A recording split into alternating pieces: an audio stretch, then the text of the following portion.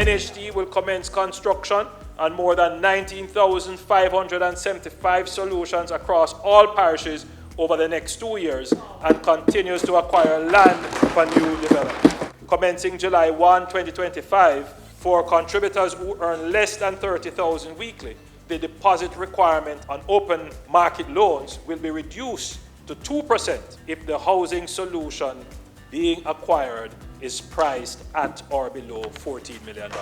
The individual loan limit will be increased from $7.5 million to $9 million. For 2 co-applicants, the combined maximum loan limit will be increased from $15 million to $17 million. And for 3 co-applicants, it will be increased from $21 million to $23 million. If an individual mortgager is purchasing a unit at $14 million or less, the NHD will lend that individual up to $12 million, subject to availability. Now, also, for construction of houses by individual contributors, the individual construction loan limit will be increased to $11 million. For 2 co-applicants, it will be $17 million, and for 3, $23 million.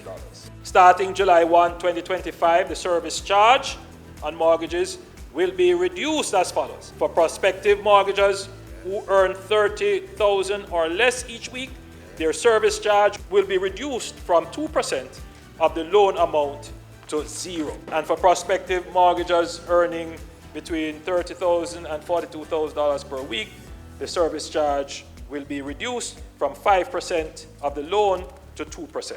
Prospective mortgagors earning $42,001 per week and above, their service charge remain at 5%. Currently, a minimum wage earner who has contributed to the NHD for at least 7 years may access a home grant of up to $3.5 million. We are modifying the eligibility requirement in order to make the grant available to more contributors. The maximum qualifying income for home grants will now be $30,000 per week.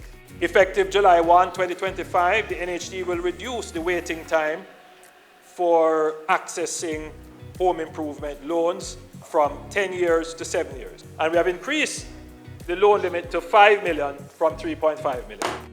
Effective July 1, 2025, private sector mortgagors will have the option of either a cash refund or the application of their refund amounts to their existing mortgage obligation, provided that the loan is free of arrears. Madam Speaker, this will be assessed on a year-by-year basis based upon the NHD's cash flow position. The NHD will expand its institutional loan program and pursue partnerships with hospitals through the Ministry of Health and Wellness and the regional health authorities to provide housing for employees in the public health system. Where possible, these housing units will be constructed on the hospital compound. The NHD has begun preliminary discussions with the University Hospital of the West Indies and 1 rural hospital under this program.